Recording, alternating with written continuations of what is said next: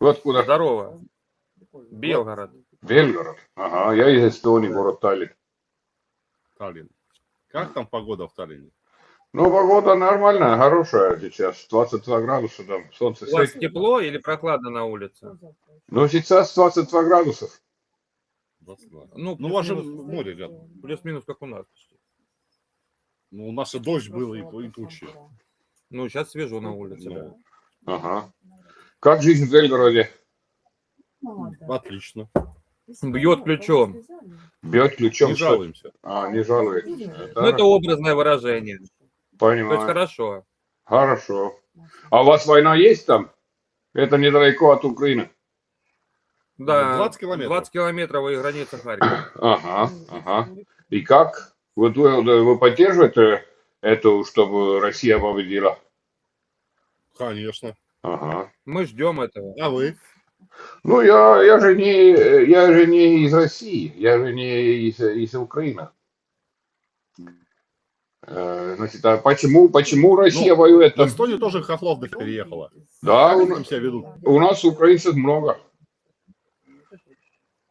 А Ну, почему как они себя там ведут? почему ты называешь их хохлами? Ну, потому что они есть такие хохлы. А, У нас понятно. в Белгороде это нормальное высказывание для украинцев, то, что они хохлы. А, это не оскорбление.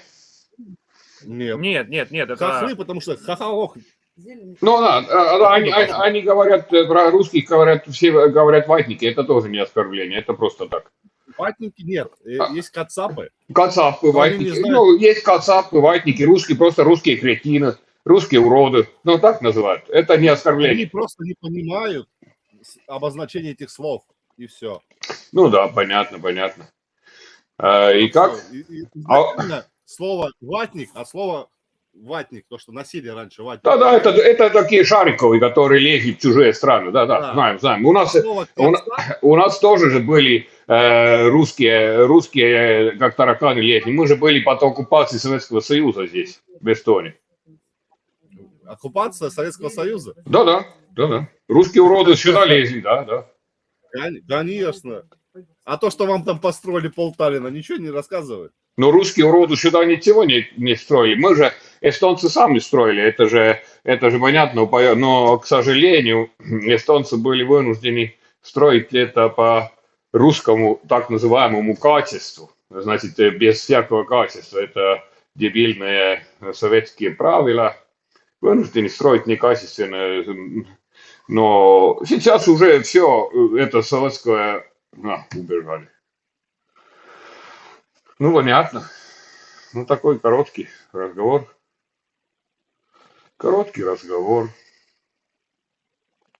Очень трудно сегодня найти кого-то, кто разговаривать хотят. Не знаю. Все время дальше идут, не хотят разговаривать. Те тоже убежали. Такие белгородцы. Радуются там. Ждут победы России. Обычные русские кретины. Канал у меня называется «Коллективный Путин 2». Подпишитесь на канал. И посмотрите, у меня большая коллекция этих элементов коллективного Путина, так называемых людей из России. Спасибо за просмотр, до встречи.